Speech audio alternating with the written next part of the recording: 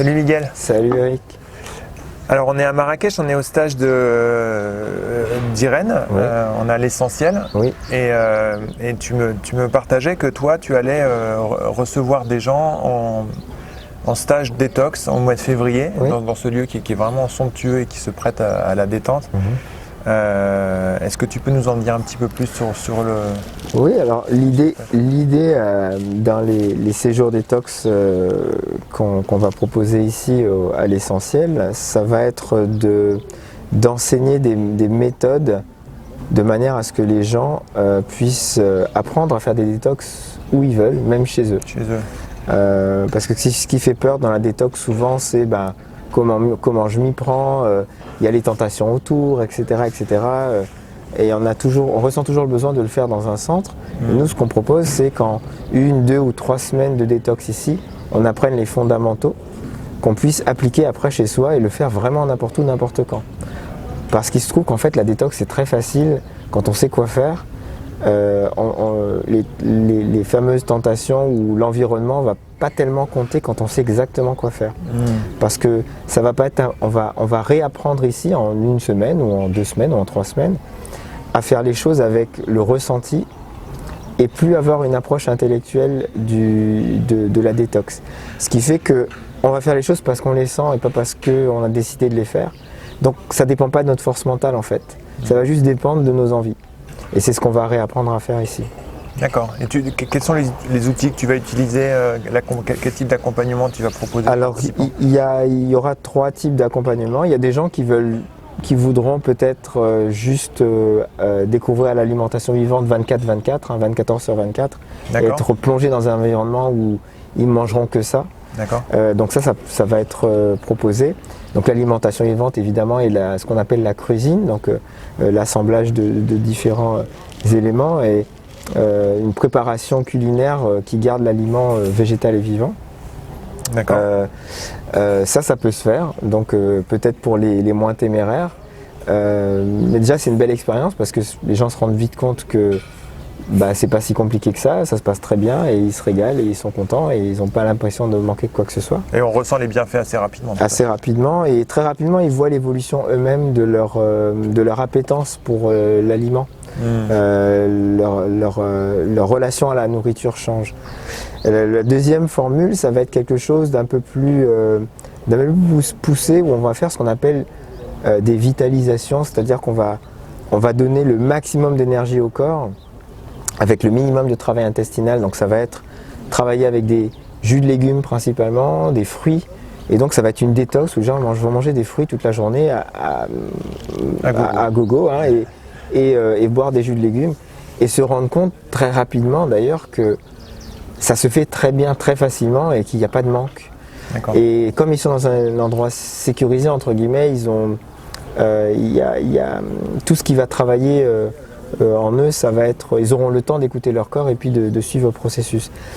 Et puis pour ceux qui veulent aller un peu plus loin, on peut faire des monodiètes. Ou alors ils vont faire des monodiètes ou de jus de légumes, ils vont boire que des jus de légumes, ou alors des monodiètes où on vont manger que des fruits. Alors il n'y a pas que les fruits sucrés, il y a les fruits non sucrés aussi, mais ça va être une formule aussi. Et dans ces 3 formules, parce que ça s'y prête, il y aura une introduction aux jeûnes. Et on va expliquer aux gens pratiquement aussi, on va leur montrer s'ils le désirent, comment apprendre à jeûner où ils veulent, quand ils veulent, pour la durée de temps qu'ils veulent, sans avoir à vraiment se soucier d'avoir envie de manger ou je sais pas quoi. Quand on sait exactement comment faire, on peut vraiment faire un jeûne n'importe où, n'importe quand. Et on ne sera pas tenté, parce qu'encore une fois, on va désintellectualiser le processus et on va aller avec le corps. Et une fois que le corps décide de faire un truc ou pas, c'est beaucoup plus facile de dire oui ou non. D'accord. Ok. Voilà. Et tu vas introduire aussi un travail sur la respiration. Sur la respiration. Ça, moi j'ai trouvé ça extraordinaire. J'ai découvert ça. Enfin, j'ai déjà fait des choses sur la respiration. Mais toi, en plus, tu nous l'as expliqué physiologiquement. Tu as expliqué ce qui se passait au niveau des cellules, comment les petits acides qui sont emprisonnés dans notre organisme, on arrive à monter le pH du sang pour que ces acides soient solubilisés et disparaissent. Et voilà, on a fait ça toute la semaine. Voilà, alors la méthode, il y aura deux types de respiration sur lesquels on va travailler aussi dans ces stages détox. Une en particulier qui est très connue, qui est très populaire maintenant, c'est la méthode Wim Hof. Je suis instructeur Wim Hof, j'ai appris avec Wim aux Pays-Bas. Et ça va être une des clés de la détox, qui va rendre la détox d'autant plus facile d'ailleurs. Donc on va apprendre aux gens à respirer comme ça. Il va y avoir, on aura plus de temps pour aller un peu plus loin dans les détails physiologiques de ce qui se passe avec la respiration et même avec l'alimentation vivante et les interactions en fait, parce que on a vraiment le cocktail merveilleux quand on a l'alimentation vivante et quand on a la respiration. Évidemment l'introduction au jeûne et aux purges. Quand on combine ces choses ensemble, on a quelque chose en très très peu de temps, on fait des bonds gigantesques dans sa compréhension de sa santé, sa compréhension de comment fonctionne son corps. Et on réalise avec quelle aisance on est capable de faire une détox en fait.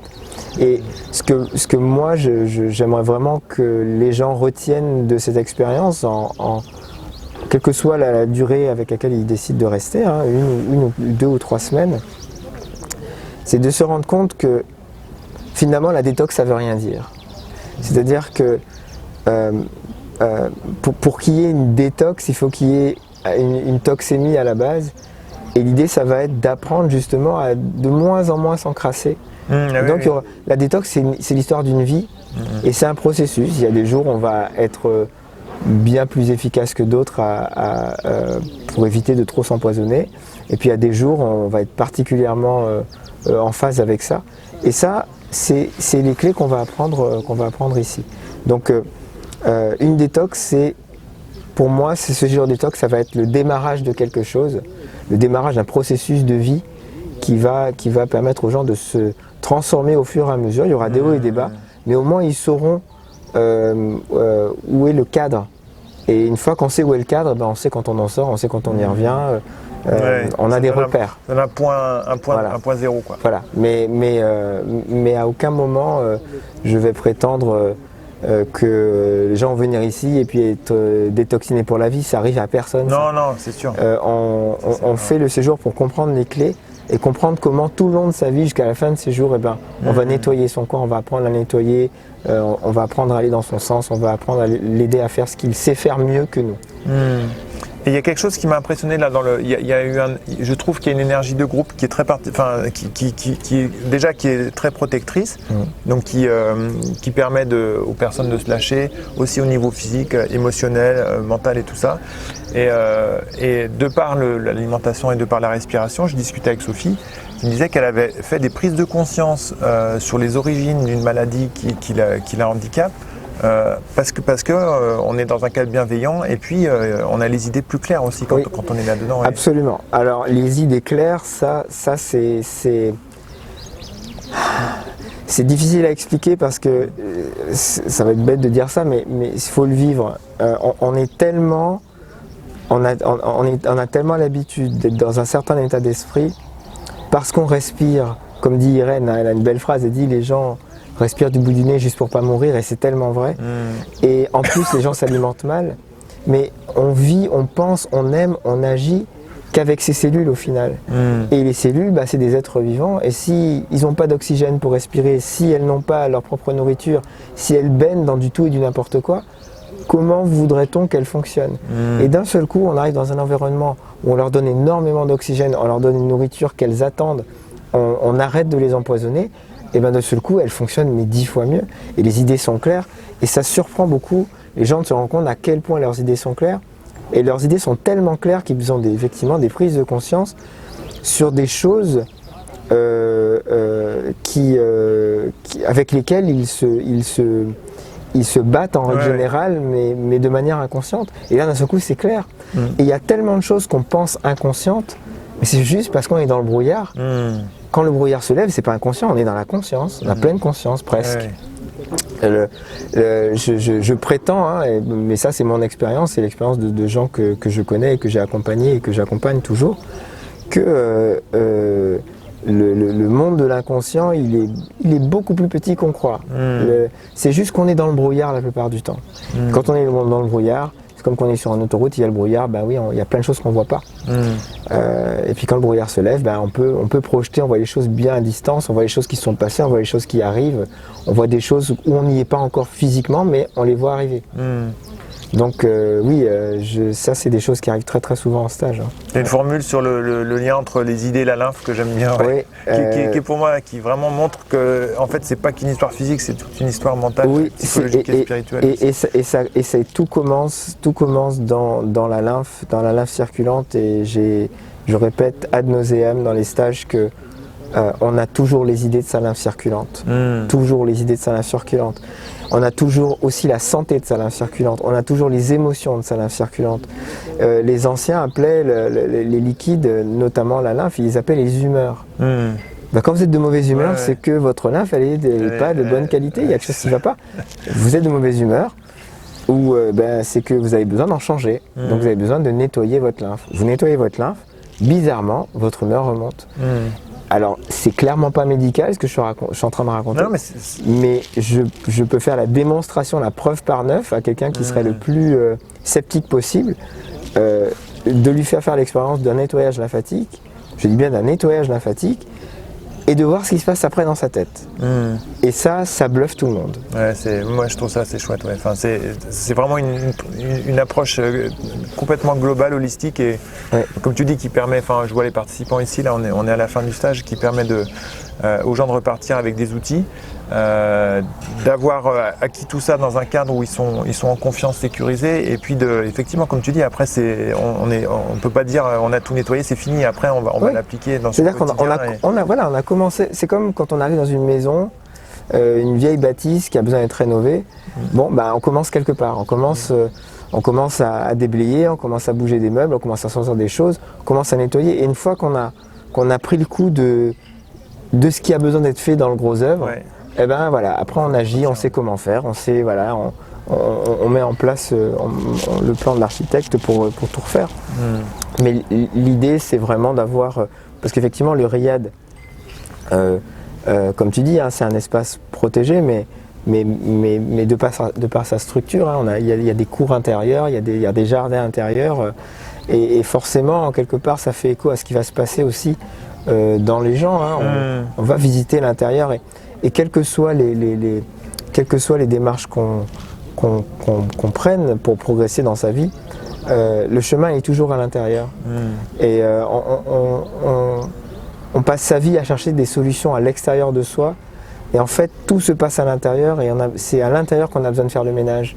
Et une fois qu'on a fait le ménage à l'intérieur, ça va pas changer ce qui se passe à l'extérieur, mais ça va changer notre regard sur ce qui se passe à l'extérieur. Donc on va plus être dans la réaction à ce qui se passe, on va être dans l'action. Et on va se rendre compte qu'effectivement la vie change à partir de là, parce qu'on a décidé, on a réussi à changer son point de vue, parce qu'on a fait le ménage à l'intérieur. Voilà. Et juste pratiquement, donc c'est en février, tu as des dates en tête, sinon je les mettrai sous la vidéo. Alors les gens peuvent venir tout ou partie des 3 semaines. Tout ou partie des 3 semaines, ils peuvent rester 1 semaine ou 2 ou 3 semaines, du 15 février au 7 mars 2020, et il y en aura une autre session au mois de septembre aussi. D'accord. Voilà, et il faudra le regarder sur le site l'essentiel.info on mettra pour le les lien, détails. D'accord, très bien. Voilà. Merci beaucoup Miguel. Merci beaucoup Eric.